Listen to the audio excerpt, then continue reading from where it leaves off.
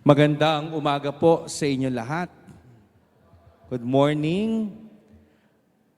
Siguro isipin ninyo, December 8 ngayon, no? Dapat walang pasok. Pero mayroon naman kayong gagawin daw, kaya kayo nandito ngayong araw.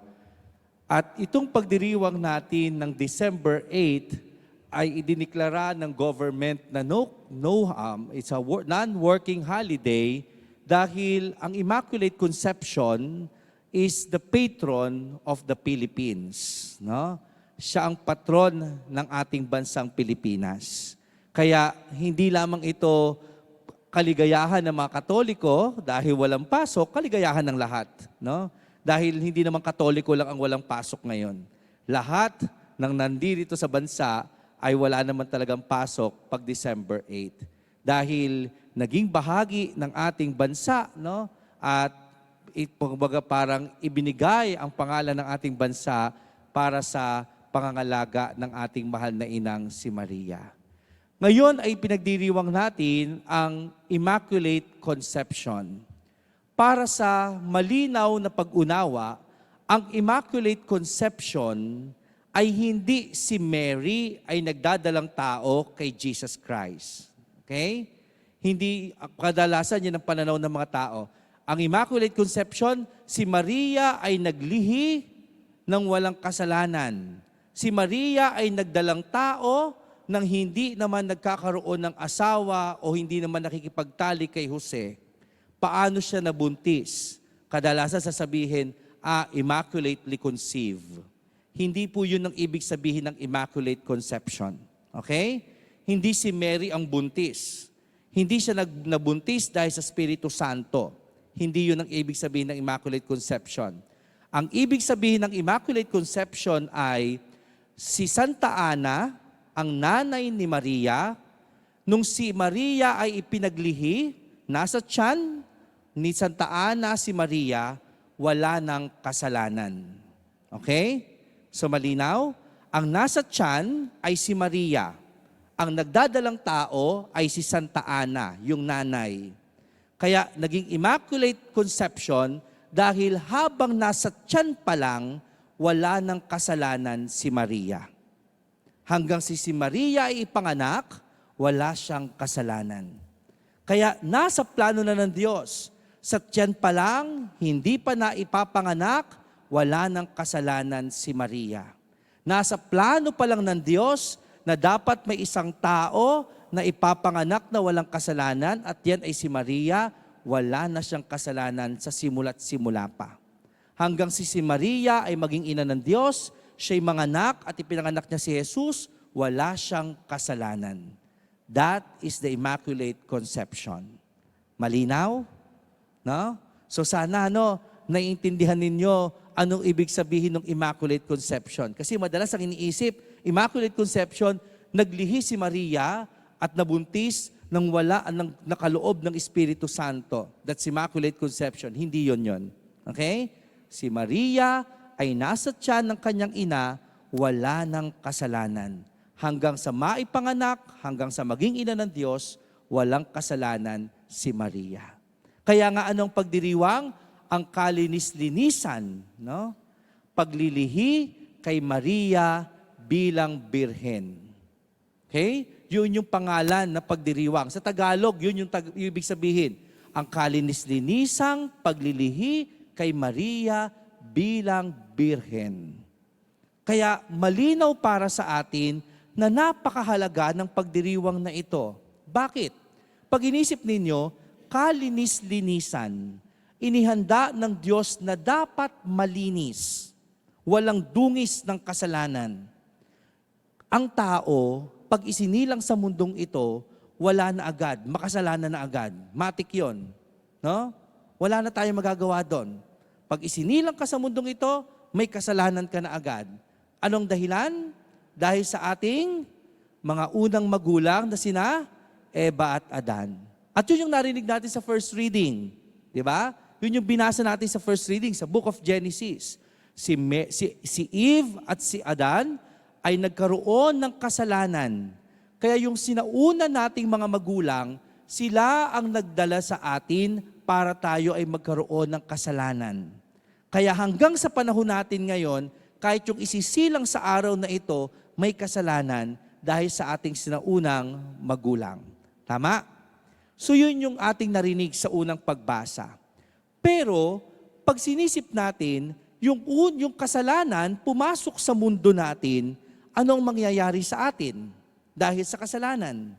Ang mangyayari ay ang tao kinakailangang mamatay. That's the consequence of sin. Dahil sa kasalanan, kinakailangan mamatay ng tao. Kaya lahat tayo ay mamamatay dahil sa kasalanan. Yun yung dahilan kung bakit masisira ang tao, mabubulok ang tao, madudumihan ng tao dahil sa kasalanan. Pero, pag ba tayo ay namatay dahil sa kasalanan, tapos na ang lahat? Hindi. Kasi kapag namatay lang tayo, mananalo ang kasalanan. Hindi magtatagumpay ang kabutihan. Kaya ano nangyari? Kaya kinakailangan ipadala ng Diyos Ama ang kanyang kaisang anak na si Jesus para yung kasalanan matalo. Para magtagumpay ang kabutihan ng Diyos. Ano ang dapat gawin? Yung Diyos Anak na si Jesucristo, kinakailangan niyang magkatawang tao para lamang tayo ay mailigtas sa kasalanan. Ang tanging daan para ang tao ay mailigtas sa kasalanan, kinakailangan maging tao ng Diyos at mamatay ang Diyos na naging tao para nang sa ganon tayo ay muling mabuhay. Dahil kay Kristo, nung siya'y muling nabuhay, ang tao din ay muling mabubuhay. Kaya nga 'di ba, pag inisip ninyo, Diyos na si Kristo, kinakailangan pa maging tao. At nung naging tao si Kristo, naging katulad natin, na namatay din siya na katulad natin, pero nung siya'y namatay, siya'y muling nabuhay. At nung siya'y muling nabuhay, yun yung pag-asa natin, na kapag tayo'y namatay, muli rin tayong mabubuhay. So hindi na mayani ang kasalanan dahil mayroon pang muling pagkabuhay. At yung muling pagkabuhay, hindi na yan mamamatay. Kaya mamamayani na ang kabutihan dahil sa muling pagkabuhay na ginawa ng Diyos. Kaya napakahalaga na naging role ni Maria kasi kung hindi magkakatawang tao si Kristo, hindi tayo matutubos sa kasalanan. Kaya nga si Maria, ginawa ng Diyos para lamang mangyari ang plano ng Panginoon na magkakatawang tao ang kanyang anak na si Jesus. Kaya si Maria lang yan. At bakit kaya ang plano ng Diyos, yung si Maria pa ang dapat ihanda? No? Di ba pwedeng si Ma'am Del na lang? No? Si Ma'am Del na lang yung mga anak kay Jesus, no? Bakit kaya kinakailangan si Maria pa? Kasi ang plano ng Diyos, kinakailangan malinis. Walang kasalanan. Bakit? Kasi walang kasalanan ng Diyos. Di ba?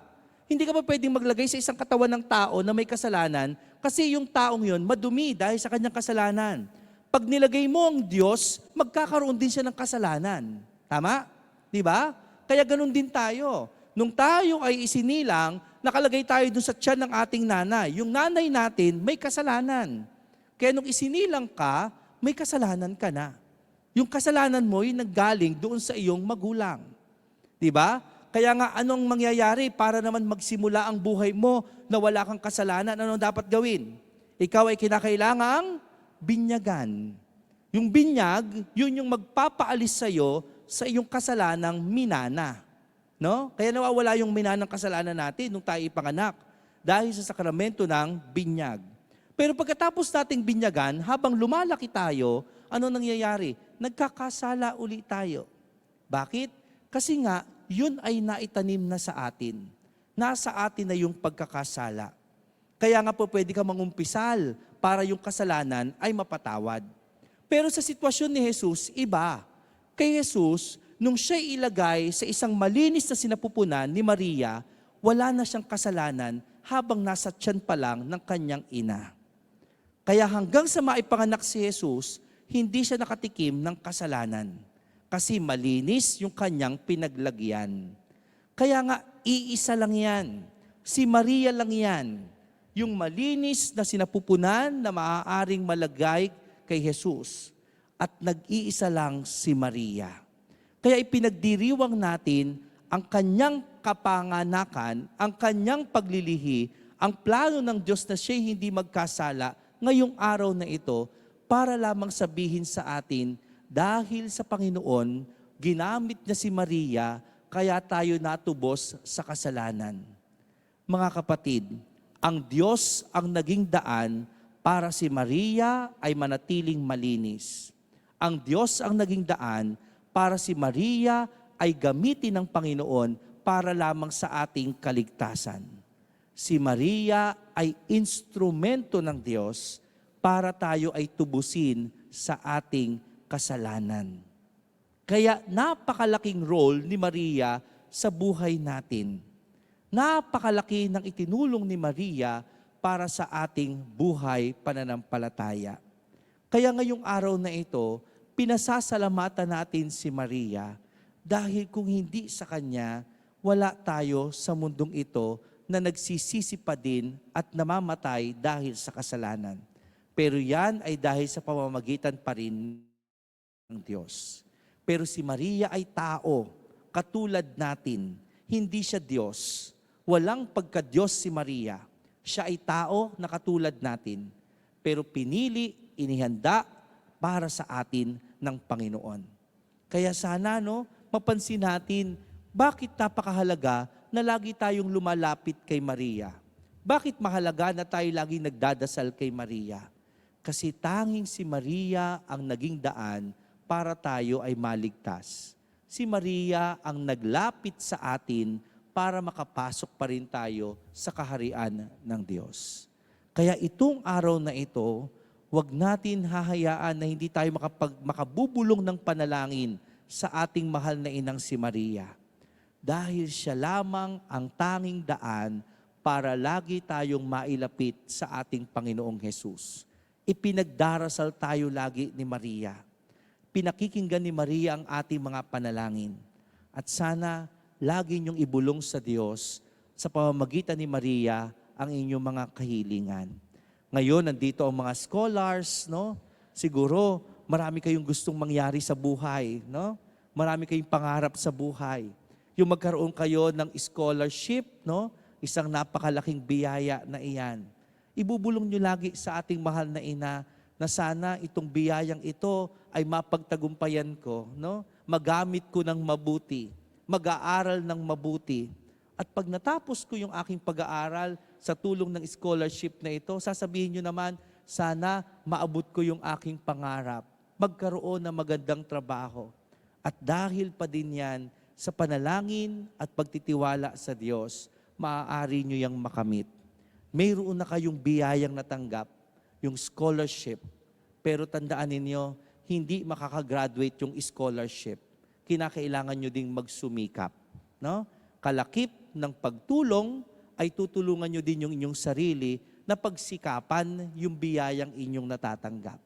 Kaya kayo mga scholar ng St. Peter, biyaya lamang ito para sa inyo. Parang katulad ni Maria, binigyan lang din siya ng biyaya ng Diyos. Pero ginamit ni Maria hanggat sa kanyang magagawa yung kanyang role bilang ina. Kaya sana yung biyaya na mayroon kayo ngayon, gamitin ninyo hanggang sa maabot ninyo ang inyong pangarap. Huwag ninyong sasayangin dahil hindi lahat ng pagkakataon na ibibigay sa atin. Hindi lahat ng privilege na ibibigay sa atin. Mayroong mga pagkakataon na napipili lang kung sino ang pwede. Pero dahil kayo ay mayroon na, gamitin ninyo ito hanggat sa maaabot na inyo ang inyong mga pangarap. Kaya laging magpasalamat sa Diyos. Laging humingi ng tulong sa ating mahal na ina sa mga biyayang inyong natatanggap sa buhay. Amen. God is good all the time. Thank you for joining us today. View our past broadcasts on our Facebook page, St. Peter Community, and subscribe our YouTube channel. Like, share, and hit the bell.